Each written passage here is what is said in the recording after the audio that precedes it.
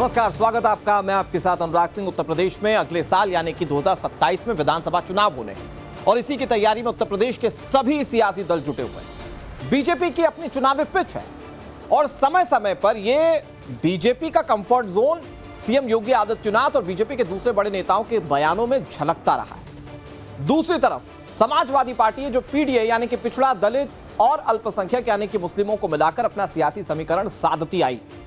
पिछले कुछ सालों से जिस तरह से राजनीति में ध्रुवीकरण हुआ है, उसके बाद अलग अलग धर्म के वोट बैंक बहुत अहम हो गए और इसी वोट बैंक का लालच हैदराबाद से ओवैसी यानी कि असदुद्दीन ओवैसी भाईजान को उत्तर प्रदेश खींच लाया। बिहार में उनकी पार्टी ने भगवा लहर में जिस तरह से चमत्कार किया, उसी की उम्मीद उन्हें उत्तर प्रदेश में है, क्योंकि यूपी में आंकड़ों के लिहाज से मुस्लिमों की संख्या तकरीबन 19% के आसपास है और मुस्लिम वोट बैंक 130 सीटों पर बहुत अहम भूमिका निभाता है। हाँ, यह बात अलग है कि साल 2012 और 2017 के यूपी के इलेक्शन में उनकी पार्टी कोई खास कारनामा नहीं कर पाई थी, लेकिन बिहार में जैसे ओवैसी का दांव मुस्लिम वोट बैंक पर चला, अगर वैसा उत्तर प्रदेश में चल जाता है तो समाजवादी पार्टी का गणित जरूर बिगड़ जाएगा। बड़ी बात यह कि ओवैसी ने उत्तर प्रदेश में अपने चुनावी अभियान की शुरुआत बहराइच से करने का फैसला किया है। यह ओवैसी का बहराइच से अभियान की शुरुआत करना सालार मसूद गाजी से जोड़कर देखा जा रहा है, क्योंकि ये वही शहर है जहां पर सालार मसूद गाजी को लेकर सियासत खूब हुई। साल 2021 याद कीजिए, ओवैसी साहब सालार मसूद गाजी की मजार पर तब गए थे। सालार मसूद गाजी वही है जिन्हें बीजेपी और ओम प्रकाश राजभर की पार्टी यानी कि सुहेलदेव भारतीय समाज पार्टी आक्रांता बताती है। उनके नाम पर लगने वाले मेलों को तकरीबन बंद करवा दिया गया। उस दौरान भी जब मेले बंद करवाए थे, तब भी ओवैसी ने जमकर बीजेपी और योगी सरकार को कोसा था। एक बार फिर से उसी बहराइच में ओवैसी साहब जा रहे हैं। अब सालार मसूद गाजी की मजार पर जाएंगे या नहीं, ये फिलहाल पता नहीं है, लेकिन मटेरा विधानसभा में जनसभा वे जरूर करेंगे। ओवैसी किसी फैसले ने उत्तर प्रदेश की सियासत को काफी ज्यादा गरमा दिया है। कैसे, आपको दिखाते हैं। 14 तारीख यानी इतवार के दिन और असर के बाद जनाब बैरिस्टर असदुद्दीन ओवैसी साहब एक बहुत ही भव्य जनसभा को संबोधित करेंगे। आप तमाम लोगों से, मैं बहराइच के तमाम अपने भाइयों से गुजारिश करूंगा कि आप इस जनसभा में पहुंचे और बैरिस्टर असदुद्दीन ओवैसी साहब के विचारों को सुने। जानबूझ करके भावनाओं को भड़काने के लिए कैसे मुस्लिम वोटों का एक मजहबी तुष्टीकरण के साथ में ध्रुवीकरण किया जा सके, इसकी चेष्टा करने का काम ओवैसी साहब कर रहे हैं। वो इसी काम के लिए कुख्यात भी हैं, लेकिन उनके प्रयासों से उनको कोई सफलता मिलने वाली नहीं है। वो कितना भी ध्रुवीकरण का प्रयास करे, उत्तर प्रदेश में अब ध्रुवीकरण नहीं होने वाला है। भारतीय जनता पार्टी के साथ सभी समाज के लोग चलने वाले हैं, उनके ध्रुवीकरण के प्रयास विफल होंगे। ओवैसी साहब वहां जरूर पहुंच जाते हैं जहां भारतीय जनता पार्टी के हारने की व्यवस्था होती है और परोक्ष अपरोक्ष रूप से जब वो हमारे खिलाफ आवाज बुलंद करते हैं तो भारतीय जनता पार्टी से हमारी लड़ाई को कमजोर करते हैं। समाजवादी पार्टी पूरी मुस्तैदी से भारतीय जनता पार्टी को उत्तर प्रदेश में हराने में सक्षम है। इन सबके बीच असदुद्दीन ओवैसी साहब जिस मुस्लिम वोट बैंक की सियासत को उत्तर प्रदेश में चमकाने की कोशिश कर रहे हैं, उसी को मुस्लिम धर्मगुरु पंचर करते हुए दिखाई दे रहे हैं। राष्ट्रीय सूफी फाउंडेशन के अध्यक्ष कशिश वारसी ने सीधे सीधे कह दिया है कि ओवैसी मुस्लिम लोगों की धार्मिक भावनाओं को भड़का रहे हैं और मुस्लिम धर्मगुरु मौलाना यासूब अब्बास ने तो यहां तक कह दिया कि जो लोग भड़काऊ बयान देकर राजनीति करते हैं, उनके चुनाव लड़ने पर भी रोक लग जानी चाहिए। AIMM भी एक काम कर रही है मुसलमानों की धार्मिक भावनाओं के भड़काने का। इसके अलावा उसका कोई काम नहीं है और मुसलमान उसके रोल को समझ भी चुका है। इसलिए देख लीजिए कि पूरे हिंदुस्तान में जहाँ जहाँ वो इलेक्शन लड़ रहे हैं, उनका हशर क्या हो रहा है। ओवैसी साहब ने जिस तरीके से आके और मुस्लिम वोट्स को बांटा है, वो बड़े अफसोस की बात है।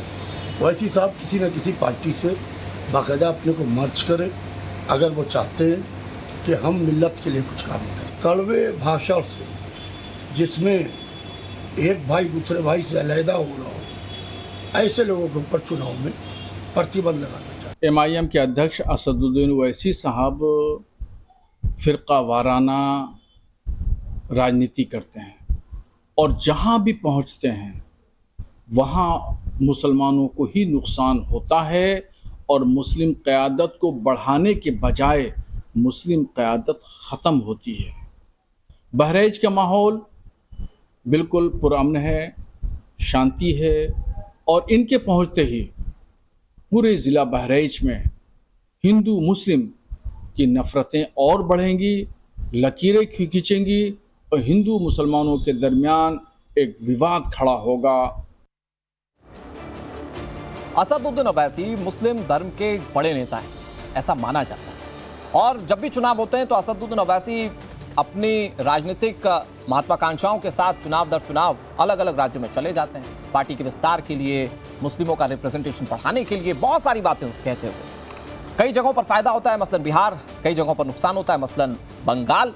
लेकिन उत्तर प्रदेश में जब उन्होंने बहराइच से अपने इस सियासी कैंपेन की शुरुआत की है, सालार मसूद गाजी से जोड़कर देखा जाए, मास्टर स्ट्रोक है, नुकसान करेगा, इसको समझने की जरा कोशिश करते हैं। जा भी रहे सालार मसूद गाजी की दरगाह पर या नहीं जा रही, ये भी जानने की कोशिश करते हैं। 3 मेहमान हमारे साथ जुड़ गए। राकेश त्रिपाठी आपको तस्वीरों में दिख रहे हैं टीवी स्क्रीन पर, भारतीय जनता पार्टी के स्पोक्स पर्सन है। हमारे साथ अशोक यादव जुड़ गए हैं, समाजवादी पार्टी के प्रवक्ता। हमारे साथ शादाब चौहान जुड़ गए, AIMIM के नेता हैं।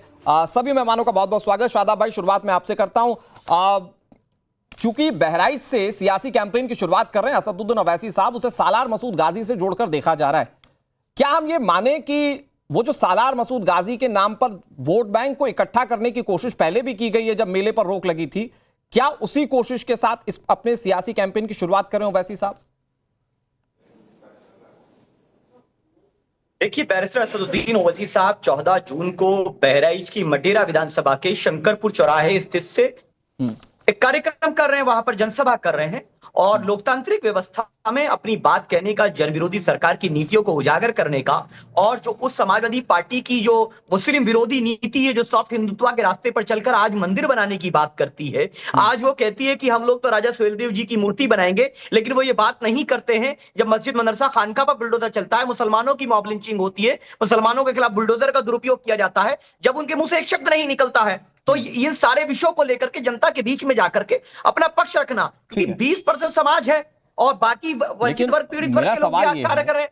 और जो उत्तर प्रदेश की जनता, जाहिर बात है बीजेपी भी इस पर क्योंकि लगातार बात करी, तो बीजेपी भी जानना चाहती होगी कि सालार मसूद गाजी के दरगाह पर जाएंगे या नहीं जाएंगे। मैं दर्शकों को यह बता दूं, फिर आप जवाब दीजिएगा शादाब भाई, क्यों बहराइच को सालार मसूद गाजी से जोड़कर देखा जा रहा है?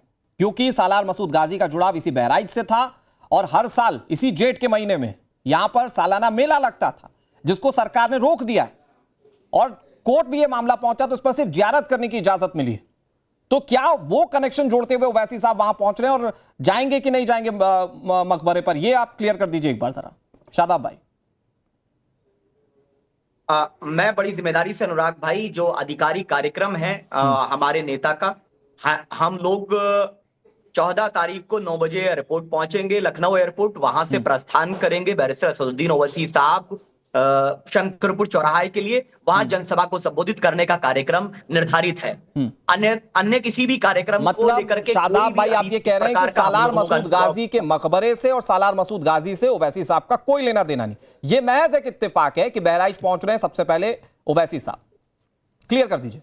नहीं, देखिए, सैयद सालार मसूद गाजी को लेकर के हिंदू और मुसलमानों एक बड़े वर्ग की एक आस्था है, हम उस आस्था का सम्मान करते हैं और वो कोई प्रतिबंधित जगह भी नहीं है। लेकिन जो मेरे नेता का कार्यक्रम है, मैंने अपने नेता के निर्धारित कार्यक्रम को आपके समक्ष रखा है। जब अभी वहां पर विजिटर्स को, आउटसाइडर विजिटर को 10 सेकंड दीजिएगा, सुन लीजिए।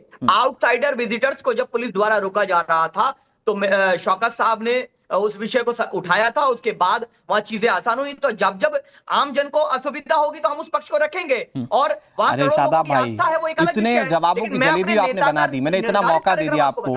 राकेश भाई वेट कर रहे हैं, बस इतना बता दीजिए जा रहे कि नहीं जा रहे हैं अभी के कार्यक्रम के हिसाब से बता दीजिए। अभी कोई निर्धारित कार्यक्रम नहीं। ठीक है, ओके। तो राकेश भाई, अभी निर्धारित कार्यक्रम नहीं है, लेकिन बीजेपी के तमाम नेता, मैंने तो आपकी भी बाइट चलवाई, तो आप लोग तो श्योर हैं कि कनेक्शन तो वही है सालार मसूद गाजी वाला, अगर बहराइच जा रहे हो ओवैसी साहब? नहीं, इसमें कोई कंफ्यूजन भी नहीं है। ऊंट की चोरी निहुरे निहुरे होती नहीं है। शादाब चौहान ने अभी अपनी बातचीत में कह दिया ना कि सैयद सालार मसूद गाजी हिंदू और मुसलमानों दोनों की आस्था के केंद्र थे। बकवास मत किया करो शादाब चौहान। सैयद सालार मसूद गाजी कौन था, उसकी असलियत सब जानते हैं।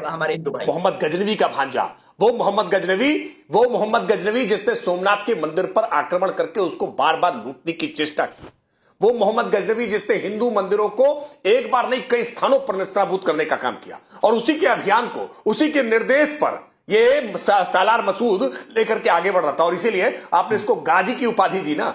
गाजी किसको कहते हैं? कौन होता है गाजी? ये मूर्ख बनाने की चेष्टा मत करो। भारत के हिंदुओं को ये मूर्ख बनाने की चेष्टा बहुत लंबे समय तक इस देश के वामपंथी इतिहासकारों ने लंबे समय तक की है। महाराजा सुहेलदेव के योगदान को कमतर आंकने की चेष्टा की है। वो हिंदू हृदय सम्राट महाराजा सुहेलदेव जिन्होंने तुर्कों के पैर उखाड़ दिए और उसके बाद से भारत में तुर्कों के आक्रमण बंद हो गए। भारत की हिंदू संस्कृति पर जो हमला करने की चेष्टा, ये सैयद सालार, जिसको सैयद आप घोषित करते हैं, गाजी आप घोषित करते हैं, वो पाजी था, वो आक्रमणकारी था। राकेश भाई ठीक है, मैं तो कई किताबों का रेफरेंस भी दे दूंगा अगर बात आगे बढ़ेगी तो शादाब भाई को इस संदर्भ में, लेकिन वो कह रहे हैं कि प्रतिबंधित थोड़ी है उस विषय, ये असंवैधानिक थोड़ी है जो आप मजार पर जाने से रोक देंगे किसी को। ओवैसी साहब जाना चाहेंगे राकेश जी तो कोई कर ही क्या लेगा? ये तो आमिर अजमल कसाब की भी मसाल बना करके उस पर भी ये जियारत करने पहुंच जाएंगे। अरे जिन्ना की मजार पे तो अडवाणी जी गए थे साहब को भी राष्ट्रनायक घोषित कर दें। अच्छा बताइए, जिन्ना की मजार पे कौन गया था? राकेश त्रिपाठी जी बता दीजिए। अडवाणी जी गए थे, शादाब चौहान नहीं गया था, और न कभी हम जाने वाले। जिन्ना से मोहब्बत आपको है, पाकिस्तान से मोहब्बत आपको है, कसाब से मोहब्बत आपको है। अरे बता देता हूं, हाँ, अरे बता देता हूं भाई। ऑल इंडिया इत्तेहादुल मुसलमीन के जो आप नेता है ना, जो इस देश में कैसे सांप्रदायिक सौहार्द को बिगाड़ा जा सके जानबूझ करके बहराइच का चयन केवल इस मात्र पर किया। आप करते ना चयन अशफाकुल्ला खां की जन्मस्थली से, आप शाहजहांपुर से अपने अभियान की आप करते। अगर खाली मुसलमानों की रहनुमाई करने का दावा कर रहे हैं तो करिए ना अब्दुल हमीद के घर से, अब्दुल हमीद के घर से वहां जाकर के जियारत करते हुए, वहां जाकर के सहानुभूति उनके प्रति व्यक्त करते हुए, श्रद्धांजलि देते हुए अगर करते तो कोई आपत्ति नहीं होती। लेकिन अगर अतीक अहमद, मुख्तार अंसारी ऐसे अपराधी माफियाओं की श्रेणी के, उन्हीं के पूर्वज सालार मसूद को गाजी और हिंदुओं की आस्था का केंद्र बता करके वहां से शुरुआत करते हैं ना, तो निश्चित तौर पर आप पर सवाल उठते हैं। और इस देश के मुसलमानों की राष्ट्रभक्ति पर भी आप जैसे लोग, शादाब चौहान, आप सवाल खड़े करने का काम करते हैं। मुझे नहीं मालूम है शादाब चौहान की भक्ति क्या है। शादाब चौहान हिंदुओं की भक्ति रखते हैं क्योंकि इनके नाम में ही बहुत स्पष्ट है। कई बार शादाब भाई जल्दी से जवाब दे दीजिए। शादाब भाई योर टर्न फॉर 20 सेकंड या मुसलमानों में आस्था रखते हैं। ठीक है, मैं यादव जी के इसके बाद राकेश भाई ना, हमें आपको और आपकी किसी संघ से हमें देशभक्ति का प्रमाण चाहिए। और आपने एक शब्द नहीं बोला कि अडवाणी जी जिन्ना के मजार पे क्यों गए थे।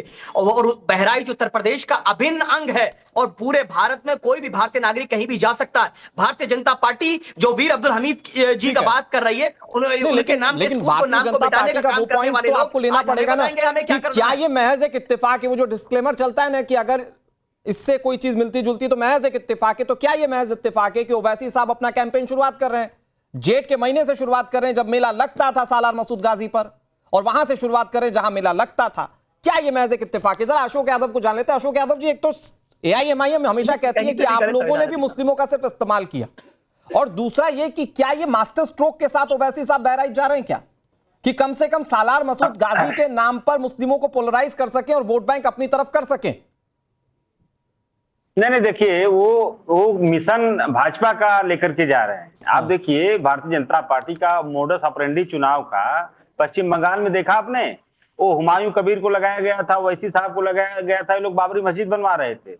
अब जैसे चुनाव खत्म हो गया, सब गायब हो गया मामला वहां से। तो ये भारतीय जनता पार्टी का एक मोडस ऑपरेंडी है कि पहले ओवैसी साहब को भेजा जाएगा जो चुनाव वाले राज्य है, वहां पर वो जाके कुछ जहरीले बयान देंगे, फिर भाजपा के और जहरीले लोग उससे बड़ा जहरीला बयान देंगे, फिर दोनों लोगों का बयान चलेगा हिंदू मुस्लिम, फिर पूरे प्रदेश को जहरीले वातावरण से के गुब्बार से ढक दिया जाएगा, फिर पूरे देश के प्रदेश की जनता में जनता को हिंदू मुसलमान के उस माहौल में बांट करके, और जो राम मंदिर में चंदा चोरी मुद्दा खत्म हो जाएगा, पेपर लीक मुद्दा खत्म हो जाएगा, अग्निवीर मुद्दा खत्म हो जाएगा, आरक्षण चोरी मुद्दा खत्म हो जाएगा। ये इन लोगों का आपस में, लेकिन ओवैसी साहब पर्दे पे चलाया, यादव जी, ओवैसी साहब गए तो आपके पीडीए में ए का मुद्दा भी तो खत्म हो जाएगा ना। अगर वो पोलराइज हो गए, अगर वो कंसोलिडेट हो गए, तो आपके पीडीए के ए का मुद्दा भी खत्म हो जाएगा। देखिए पीडीए एक विचारधारा है अनुराग भाई, इसको किसी जाति धर्म से मत जोड़िए। पीडीए एक विचारधारा का फुल फॉर्म बता दीजिए। विचारधारा के साथ इस विचारधारा का फुल फॉर्म बता दीजिए। मेरे best of my knowledge, Rakesh ji आप भी इस पर बताइएगा, best of our knowledge, PDA मतलब पिछड़ा, दलित, अल्पसंख्यक, और अल्पसंख्यक समाजवादी पार्टी के लिए क्या है ये हम सब जानते हैं। तो जरा बताइए विचारधारा का फुल फॉर्म क्या है आपके लिहाज से? देखिए हमारी पीडीए की जो विचारधारा है समता मूलक समाज की स्थापना को लेकर के, समाज के जो अंतिम पावदान पर खड़ा व्यक्ति है उसको न्याय दिलाने के लेकर के उसको विकास मुख्य धारा में शामिल करना है। उसके साथ जो आरक्षण लूट, उसकी नौकरियों की लूट की जाती है, उसको उससे न्याय दिलाना है। ये हमारी विचारधारा है। हमारी विचारधारा है कि प्रदेश में पेपर लीक की समस्या से निपटा जाए कैसे। हमारी विचारधारा है कि भगवान राम के मंदिर में जो भाजपाई लूट मचा रहे उससे कैसे निपटा जाए। अभी तक राकेश त्रिपाठी जो सोमनाथ मंदिर का जिक्र कर रहे थे, अशोक यादव जी, शादाब भाई कुछ कहना चाह रहे हैं। अशोक जी, मैं कह रहा हूं मुद्दे पर बात, मेरी बात हो जाए। मैं कह रहा हूं आपको भी लग रहा है क्या कि सालार मसूद गाजी के नाम पर ओवैसी साहब जानबूझकर जेठ के महीने को चुन रहे हैं, बहराइच को चुन रहे हैं और मुस्लिम वोटों को पोलराइज कर रहे हैं? मैं तो ये कह रहा हूं। और आपके लिए ये सालार मसूद गाजी आक्रांता है या सूफी है, क्या है ये आपके लिए? देखिए इस सवाल मुझसे है? हाँ बिल्कुल आप ही से सर। देखिए इतिहास मूल्यांकन करता है कि कौन व्यक्ति कैसा है, और इतिहास की किताब को आप पलटिए, आपको सब पता चला जाएगा कि इतिहास में कौन क्या है। मैं बता दूं अभी सर, बात हो रही मैं थी, थोड़े पन्ने पलट के बता दूं आपको इतिहास क्या कह रहा है। मेरी बात हो जाए फिर आप बताइएगा। एक लाइन में एक चीज कहता हूं, ये शादाब भाई और अशोक यादव जी आपके लिए भी है। मिरात ए मसूदी एक किताब है जो कि लिखी है अब्दुल रहमान चिश्ती ने। अगर हिंदू राइटर होता तो फिर उस पर भी आप लोग उसको खारिज कर देते। राइटर है अब्दुल रहमान चिश्ती, साफ लिखा हुआ इस्लाम का प्रचार और प्रसार, मूर्ति तोड़ने, गैर मुस्लिमों के खिलाफ युद्ध के लिए सालार मसूद गाजी भारत आया था, महमूद गजनवी का भांजा। अब बताइए, मैंने इतिहास के पन्ने पलटकर आपको बता दिया, अब बताइए सालार मसूद गाजी आपके लिए आक्रांता है कि नहीं है? आ रहा हूं। ले देकर के महमूद गजनवी इस परदेश में आ ही गया। जो महमूद गजनवी ने सोमनाथ मंदिर मामा है भैया उसके, वही महमूद गजनवी, वही महमूद गजनवी सोमनाथ मंदिर को लूटा था, और आज का गजनवी राम मंदिर को लूट रहा है। दोनों में देखिए कितना खूबसूरत समानता है अनुराग भाई। महमूद गजनवी सोमनाथ मंदिर लूटा, आज का गजनवी जो कि भारतीय जनता पार्टी के लोग हैं, आप आक्रांता को आक्रांता नहीं कह पा रहे हैं। शादाब भाई जल्दी से एक साथ कर सकते हैं। शादाब भाई महमूद गजनवी और भाजपा, ये आप और बीजेपी क्या पीछे व्हाट्सएप टेक्स्ट तो नहीं कर रहे? एक ही तरह के हैं, मैं दोनों के चरित्र में अंतर नहीं जाता। शादाब भाई पीछे व्हाट्सएप टेक्स्ट तो नहीं हो रहा आप दोनों के बीच में कि क्या जवाब देना? ये कह रहे हैं आप और वो एक ही टीम है। बर्खास्त कर दिया जाएंगे अगर सालार मसूद गाजी देखिए राकेश त्रिपाठी जी, सुन लीजिए राकेश भाई, राकेश त्रिपाठी और शादाब चौहान की विचारधारा समुद्र के दो किनारे जो कभी नहीं मिल सकते। लेकिन मैं यादव जी से एक सच्चाई तो मानना पड़ेगी, जहां जहां आप जाते हैं फायदा बीजेपी को ही देते हैं। सुन लीजिए, नहीं मैं अशोक जी से पूछ रहा हूँ। बहुत अच्छा अनुराग भाई, आपने मुस्लिम महिलाओं को सही बात निकाल कर रेप करना चाहिए। धन्यवाद सुनील करता सिंह आपकी पार्टी में है, क्यों क्या कर रहा है वो आपकी पार्टी में? धन्यवाद करता हूं। आपकी पार्टी में सुनील सिंह क्यों है? आपने साक्षी महाराज को राज्यसभा भेजने वाले कौन? समाजवादी पार्टी। कल्याण सिंह को अपनी पार्टी में लेने वाला कौन? समाजवादी पार्टी। मुजफ्फरनगर दंगे के समय पर सैफई महोत्सव मनाने वाला कौन? समाजवादी पार्टी। अरे मुसलमानों के वोट की 34 साल ठेकेदारी कर ली और इन्होंने मुसलमानों को कुछ नहीं दिया। अरे इस बार चीफ मिनिस्टर बना दीजिए आप, इस बार घोषित करिए कि मुसलमान को चीफ मिनिस्टर बनाएंगे आप। हिम्मत है तो घोषित करिए ना। पीडीए में एंटा है, 20% मुसलमानों का नाम तक भी नहीं लेंगे आप। जिस तरह से आप भारतीय जनता पार्टी का एजेंडा आगे बढ़ा रहे हैं, मुसलमानों का नाम तक भी नहीं पीडीए समाज के दीमक बन गए हो, और इस तरह से पूरे हमारे पीडीए शादाब भाई 20 सेकंड आपको दे रहा हूं, उसके बाद राकेश जी के पास जा रहा हूं। अशोक जी 1 सेकंड आ रहा हूं। शादाब भाई आपने अपनी बात कह ली, टू द पॉइंट बताइए, ये बीजेपी से सेटिंग है क्या आपकी? क्योंकि यही बात बार कहा जा रहा है, जहां जाते हैं वहां बीजेपी को जितवाते हैं। दूसरा मेरा सवाल ये 20 सेकंड में बताइएगा सर, आपके जो मुस्लिम धर्मगुरु हैं वो कह रहे हैं कि आप लोग जहां जहां जाते हैं मुस्लिमों का ही नुकसान कर देते हैं। तो बहराइच जाइएगा, जहां पर ज्यादातर मुस्लिम वोटर्स हैं, ज्यादातर पिछड़े और दलित हैं, वहां जाकर आप वोट बैंक बिगाड़ देंगे समाजवादी पार्टी का।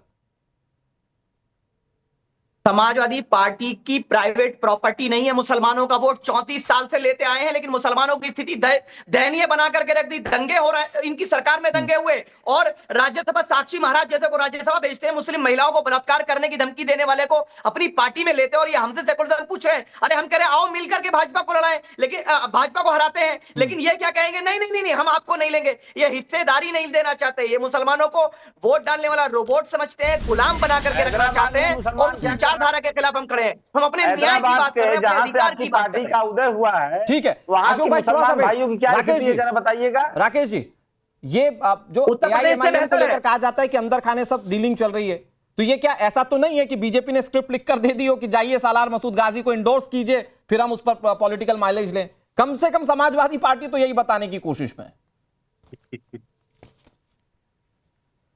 देखिए अनुराग जी, तभी देख रहे दर्शकों ने इस बात को नोटिस कर लिया होगा कि कैसे अशोक यादव के मुंह से एक शब्द सालार मसूद के खिलाफ नहीं निकले, एक लफ्ज इनके मुंह से नहीं निकला। अगर उसके खिलाफ बोल देते तो आज ही समाजवादी पार्टी से इनकी छुट्टी कर दी जाती, और इन्होंने तो नायक घोषित कर ही दिया। शादाब चौहान ने तो डंके की चोट पर बता दिया कि उनमें हिंदुओं की भी आस्था है। तो दोनों एक ही प्लेटफॉर्म पे खड़े दिखाई दे रहे हैं, दोनों ही गाजी के भक्त हैं, दोनों ही गाजी के चेले हैं। तो गाजी के चेले, गाजी के भक्त, इन दोनों की विचारधारा एक, इसलिए इन दोनों में साम्यता है। इन दोनों के भीतर मुसलमान वोटों को लेकर के रस्साकसी मची हुई है। ये दोनों ही मुसलमानों को अपने पाले में खींचने में लगे हैं, लेकिन इनको कुछ मिलने वाला नहीं है। बहराइच लोकसभा सीट भारतीय जनता पार्टी जीत कर आई है। बहराइच लोकसभा सीट के अंतर्गत 6 विधानसभा आती है, 5 उसमें से भारतीय जनता पार्टी और राष्ट्रीय जनतांत्रिक गठबंधन जीत करके आया है। इनके लिए कहीं कोई स्पेस है नहीं। अशोक ये मजहबी तुष्टीकरण करने की कितनी भी कोशिश करे, वो कह रहे हैं मुसलमानों को ऐसे नहीं कह पा रहे के साथ जोड़ करके जोड़ने की कोशिश करें। देश का मुसलमान ऐसे खलनायकों के साथ खड़ा। ठीक है, हो गया राकेश जी, मैं आ रहा हूं फिर से आपके। Okay Ashok Yadav, last 20 second. मैं अपनी बात, हाँ अनुराग जी देखिए, मैं अपनी बात बस चंद लाइन से खत्म करूंगा कि मेरे मुल्क के चोर बड़े सातिर हैं, सब के सब चौकीदार बने बैठे हैं। हमारा वजीर आजम है अनपढ़, लेकिन यहाँ पढ़े लिखे बेरोजगार बने बैठे हैं। तो हमारे मुल्क के चोर गाजी है कि पाजी है, बताओ। राम मंदिर में बैठे, अशोक यादव बताओ, गाजी है या पाजी है? हमारे मुल्क के चौकीदार बन के जो राम, अरे गाजी पर बताओ भाई, आप बताइए, गाजी पर आपके होठ क्यों सिल जा रहे हैं? आज का गजनवी, ये सालार मसूद गाजी है या पाजी है? आज का गजनवी है भाजपा। ठीक है, बहुत शुक्रिया राकेश जी। एक बात मैं आपकी बस इंडोर्स करते हुए पूरे शो को वाइंड अप कर रहा हूं। ये वाकई देश ने देख लिया कि कौन आक्रांता को आक्रांता कह पाता है। बहुत शुक्रिया। चुनाव के लिए आप सभी को बहुत बहुत अग्रिम शुभकामनाएं। अच्छे से लड़िए, जनता के बीच मुद्दे लेकर जाइए। वक्त एक बहुत छोटे से ब्रेक का, ब्रेक के उस पार भी खबरें लगातार जारी।